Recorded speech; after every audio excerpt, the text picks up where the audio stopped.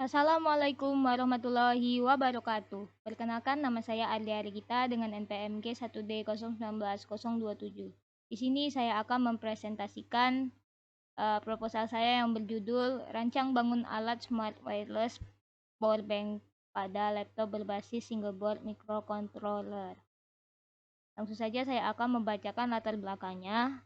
Perkembangan media teknologi di Indonesia saat ini semakin canggih dalam kehidupan masyarakat dan tidak dapat dihindarkan.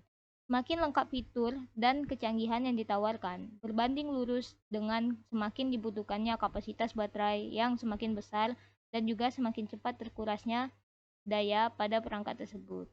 Semakin sering melakukan pengisian, maka akan semakin sering pula port pengisian dimasuk-keluarkan dengan alat pengisi daya, sehingga port pengisian menjadi cepat rusak. Yang seharusnya perangkat masih bisa bertahan lebih lama, harus segera diganti karena rusak, tidak bisa diisi daya kembali. Sehingga mengharuskan untuk mengganti perangkat portable. Solusi dari permasalahan di atas yaitu merancang sebuah alat untuk menyediakan sumber energi laptop yang bersifat mobile dan ekonomis, yaitu sebuah rancang bangun alat smart wireless power bank pada laptop berbasis single board microcontroller yang dapat digunakan untuk pengecasan laptop atau notebook.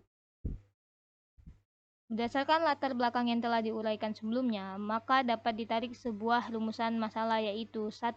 Bagaimana cara membuat suatu sistem yang bisa menghasilkan listrik sebagai sumber energi laptop yang bersifat mobile dan ekonomis. 2. Bagaimana cara membuat port charger pada perangkat portable menjadi lebih awet. Adapun tujuan dari perancangan alat ini yaitu 1. Membuat suatu sistem yang bisa menghasilkan listrik sebagai sumber energi laptop yang bersifat mobile dan ekonomis. 2. Membuat port charger pada perangkat portable menjadi lebih awet.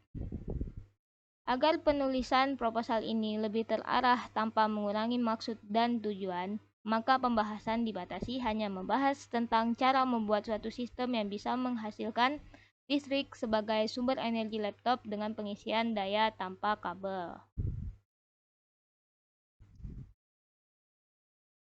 Metode penelitian yang digunakan pada penelitian ini adalah metode penelitian dan pengembangan atau biasa disebut juga dengan research and development, di mana metode yang digunakan untuk menghasilkan produk tertentu dan menguji keefektifan produk tersebut.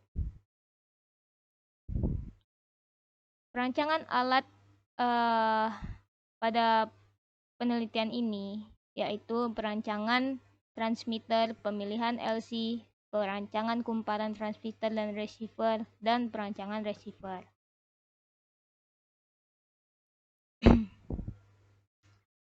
Pada perancangan alat, dapat diketahui bahwa wireless power transmission merupakan sebuah sistem yang mengaplikasikan metode tanpa kabel untuk menghantarkan tegangan. Secara umum, fungsi utama dari sebuah sistem wireless power transmission ini terdiri dari 1. Rangkaian pengirim atau transmitter. 2. Rangkaian penerima atau receiver. Rangkaian pengirim merupakan rangkaian yang terdiri dari rangkaian power supply, osilator, dan transmitter kumparan. Dengan menggabungkan dari 3 rangkaian tersebut, maka daya dari sumber dapat dikirimkan hingga bisa diterima di bagian penerima. Rangkaian LC pada penerima atau receiver dapat juga didekatkan atau dihubungkan dengan rangkaian filter. Gambaran secara singkat dari sistem ini dapat dilihat pada gambar berikut. Nah, berikut adalah diagram blok sistem pada perancangan alat penelitian ini. Dapat dilihat yang bagian atas itu transmitter, yang di bagian bawah itu receiver. Berawal dari supply langsung masuk ke oscillator, lalu ke transmitter coil, terus masuk ke receiver coil, lalu ke power rectifier, terus ke power stabilizer, lalu ke load. Pada perancangan transmitter, dapat diketahui bahwa rangkaian pemancar diharapkan memiliki input 5 volt DC dan mengubahnya menjadi sistem frekuensi tinggi dengan menggunakan osilator yang akan mampu menggerakkan kumparan transmitter. Osilator Royer paling banyak dipakai karena kesederhanaannya, jumlah komponennya sedikit, bentuk gelombang persegi panjang yang bisa berubah menjadi gelombang sinus dengan mudah. Peraturan kumparan menggantikan transformator, sementara kapasitor dipakai untuk mendapatkan tuning yang tepat untuk resonansi. Kumparan pemancar digerakkan oleh dua MOSFET daya dalam konfigurasi push and pull. Kapasitor beresonansi C4 dan C3 menyebabkan tegangan di kumparan naik terlebih dahulu dan kemudian turun dalam pola gelombang sinus standar. Dioda memberikan umpan balik positif sehingga menghasilkan osilasi. Sirkuit snubber RC digunakan sejajar dengan dioda untuk meningkatkan kinerja switching pada MOSFET. Untuk menekan lonjakan tegangan dan meredam noise yang disebabkan oleh induktansi rangkaian saat MOSFET terbuka, osilator berjalan pada frekuensi yang ditentukan oleh induktansi kumparan pemancar L3. Nilai kapasitor C4 dan C3 ini dihitung dengan menggunakan persamaan frekuensi resonansi. Pada pemilihan LC,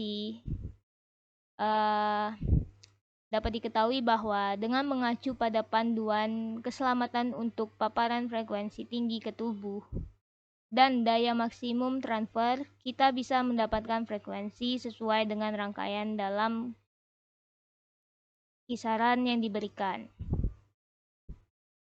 Bahkan standar dari International Commission on Non-Ionizing Radiation Protection, sebuah komisi internasional yang mengkhususkan diri pada perlindungan non-ionizing dan paparan gelombang elektromagnetik pada makhluk hidup.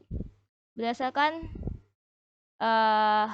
rujukan tersebut, maka untuk level aman bagi tubuh manusia adalah 150 kHz sampai 10 MHz. Dana apabila dibandingkan dengan ukuran kumparan yang dipakai adalah 4-8 cm, maka dapat dilihat frekuensi yang dapat dipakai adalah 150 kHz sampai 10 MHz. Namun, dengan pertimbangan semakin kecil frekuensi, maka semakin aman. Maka pada penerapan dalam penelitian ini dipakai frekuensi 500 kHz. Pada perancangan kumparan transmitter dan receiver, maka dapat diketahui bahwa kumparan adalah media penyalur energi yang mentransmisikan daya akibat adanya flux magnet.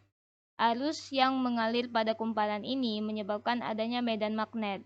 Adanya frekuensi tinggi yang mengalir pada kumparan menyebabkan adanya GGL listrik. Dan hal tersebut mengubah kekuatan flux menjadi arus listrik kembali. Model kumparan yang digunakan pada perancangan penelitian ini adalah model kumparan flat spiral. Kumparan transmitter dan receiver memiliki nilai induktansi yang sama. Kumparan transmitter nanti akan dipasang di output osilator bersama komponen resonan secara paralel. Parameter yang ada pada kumparan transmitter antara lain radius kumparan sebesar 1,5 cm, lebar kumparan sebesar 1,5 cm, dan jumlah gulungan sebanyak 30 gulungan. Nilai radius dan lebar kumparan harus dirubah ke inci untuk mendapatkan hasil dalam bentuk mikrohenry.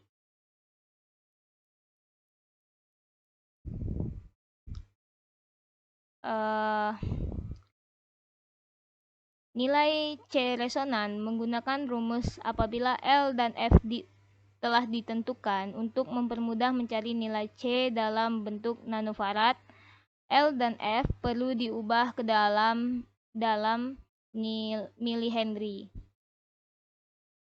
dan MHz. Nilai L sebesar 29,8